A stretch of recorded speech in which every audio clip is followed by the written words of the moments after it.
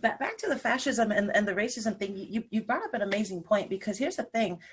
We, like you said, we haven't seen a fascist regime yet in this country. Not even nowhere near close to what is even going on in China, even, for crying out loud. You know what I mean? So, thankfully that hasn't happened yet.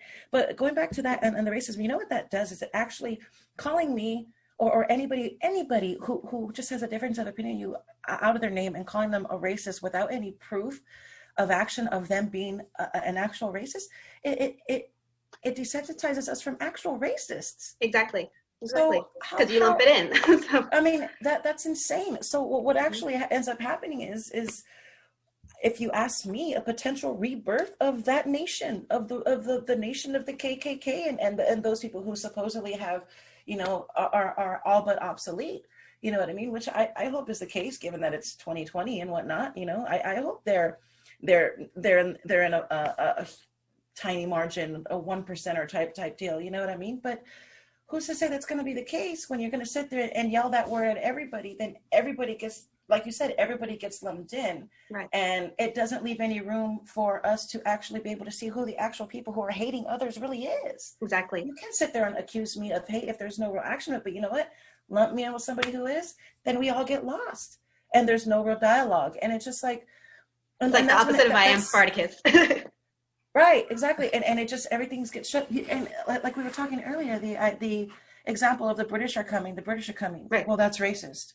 Right. You know what I mean? It's like, no, man, that's not the point, right. So it's just, and it's just, it's a way of, it's a slippery slope, and it's very dangerous if you ask me, because the social justice war that's going on right now is nothing but a slippery slope into the government having even more power over us. And these people don't seem to see it that way. Right. They actually think they're fighting something revolutionary here. Right. And I just don't see how that even makes any sense. But seen a wonderful meme going around where it's like, man that agrees with like mainstream media universities, like like the actors and everything, like thinks that they're fighting the revolution. Yeah. Yeah, it's you're not going to be in agreement with the bankers. Like you're not going to be or big tech right? Even. And it seems like everybody's kind of on board. Well, you know how many times I've posted the live hearings of the big tech meetings? Not one person who's an SJW even bothered to click on it or watch it.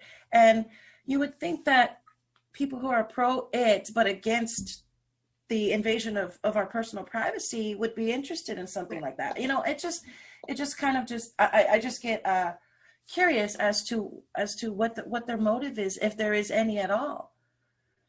So when I think, for me, when I personally left that particular side of the movement was after, during this administration, was after the Mueller report found nothing, because it just seemed like, so what did we waste all our time and money doing then for those 3 years? You guys still found nothing, and still there was still a problem with the man enough to impeach him. And I can't say, I'm not necessarily pro him personally, but I can tell you this, in my lifetime, he really is the most anti-government president we've had. Right. So how can you knock that?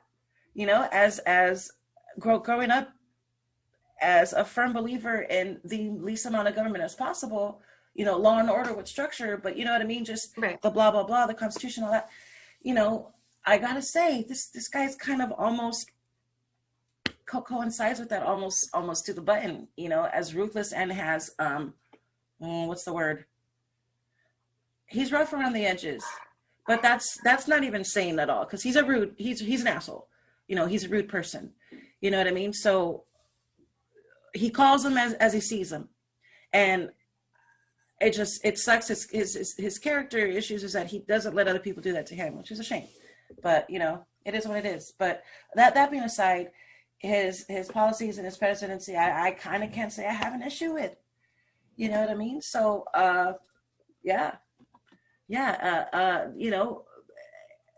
back to your 9/11 example, this is kind of our second 9/11 in a sense that something ain't quite right. And I know you felt it then, I think that's when we both kind of picked up the studies was, kind of post 9/11-ish. And I know we feel it now, so yeah, man, I'm ready. Right. And I guess just to give my perspective on that, I've been so disheartened by like Maine government, not to say that the Constitution itself isn't a sound doctrine and like could make for a very great nation, but like obviously we haven't progressed in the way that it could have allowed us to. So we have been contaminated in some way or are hindered in some way that we need to resolve. I don't personally put my trust in any like figure of that's presented to us as such. I don't claim to know enough about what has gone on through his presidency because I know a degree, but there's infinitely more that I don't know. And there is so much information and misinformation that's circulated that to a certain degree, who's to say what even is truth, there's still been bombings in Yemen and, wars throughout these years, but also he's been pushing to draw the troops out. And, there's been a lot of money put into the Black community and the fight on child sex trafficking and all these rings that are breaking up. So there's like still sound evidence that like something's happening during this presidency. A lot of people are waking up to, we're getting triggered. And I think that's intentional from some place, whether it's specifically from, Trump or whoever, that's coming from, or if it's the collection of all of it, just like waves crashing together. And, but I think that in the midst of all that, the analogy I come to is kind of like if you're going through the forest and you see like a bear and the wolf, like standoff in the woods, and like you come into that situation, both of them are a potential danger to you, and like, you don't know how that situation is going to play out. Maybe the bear will like defeat the wolf and then like will be satisfied and like protects you and then you can go on your merry way. Maybe the wolf will defeat the bear and then like and chase the bear off or whatever and protect you and you can go on your way. Maybe they're fighting over who gets to eat you, so like one defeats the other and then they just like charge at you, so like don't put your trust in either creature. Just like be aware of the circumstance, realize one that can be aware of how they're playing out. So is one charging towards you or is it like coming between you? Just like be mindful of that engagement with the other forces in your community and the public, that we're our private self and our is engaging with the public in a general sense anyways. And then just fortify your private self in that self-reliance to the greatest degree, because ultimately, nations rise and fall, but like the sense of what it is to be human is consistent, like that like seed and centered like throne of it. So just being mindful in each day of our connection between whatever source like gives us life and lets us have this experience of being and being aware that we're alive, and the earth that allows us to suit all our essential needs, like need for water, where's my water coming from? Need for food, where's my food coming from? And then actually having that mindfulness of not settling for just like, yes, my water comes through the pipes right now, but what is the quality of that water? Is it actually safe for me in the short term, long term, like where the long term effects, is it like sustainable the way that it's pulling from? Where's that water coming from? Like, is there another way that I could go about it? And instead we just like accept that we've become docile and domesticated to our own sense of living, and it makes us very vulnerable to any survival situation, which we ultimately, in a sense, are. Not to say that we're like in danger at any given moment. There certainly are times when there is a clear and present danger. And that's what we're now facing and trying to navigate. But so in this, we're not trying to fearmonger. We're not trying to like ride off into like conspiracies and stuff like that. But if there's like something kind of circulating in the public that's like, wow, that seems concerning if it were true, like the voter fraud, stuff like, I'm not in the courtroom, I wasn't in like the counting booths or whatever, but there's been a lot of mention of that from a lot of different sources. So it's enough for me to question the authenticity of the election overall. It's not means I'm like saying, like Trump won and whatever, I'm just saying like, I'm curious about that. Let's have that discussion, Right. the whole goal is definitely to present anything, or present as factual, and if not factual, at least personally anecdotal, if nothing else. You know what I mean? So I mean, I think that's the goal here, because the truth is, like, a formal the formal idea of news, I think, is dying as we speak. Right. You know, so take it where you can get it, but at the same time, always take it with a grain of salt, and at the same time, always do your own homework. It's Right. it's hard work. It's hard work, and it's a lot of work. But exactly as you said, it's no longer the idea of turning on the kitchen faucet. You know what I mean? So and that's okay. That's okay, because at the same time, I'm not sitting here terrified or scared by any means. I'm still very much well fed. My water is we're still very fortunate. as pure as it's going to get at the moment. You know what I mean? So fine. We're surviving with it, thank God, and it's readily available, thank God. As we said, something ain't quite right. Right. And I'm ready to talk about it. And I don't want to don't assume think it's going to come there's- out. Right. I just don't. Exactly. At the same time, I don't want to assume everything's going to be okay either. Yeah. You know, a certain preparedness needs to come about. A certain healthy preparedness needs to come about that I think we can honestly share. That's going to be fiscally sound for a lot of people. That's going to be hopefully rational for a lot of people, especially given that we're in California.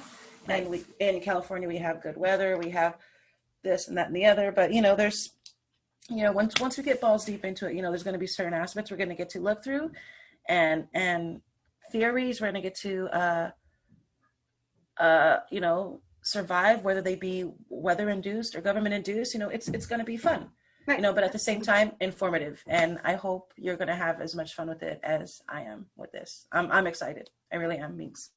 I'm excited. As we were like, planning to record today, I was thinking of all the topics that we want to discuss and just how wild it is. Yeah. That it's like so out there, all the things that are going on, that it's, instead of terrifying, it like bridge that like threshold to like, now it's just like exciting, like bring now it it's on, right? Now it's on. What's next in this game? Yep. There's a lot of potential here. I'm ready. That's right. So Yeah. before we wrap up, we have platforms that Miss Kelly is working on. We're going to be on Instagram. We are going to be on Parler. We are going to be on YouTube.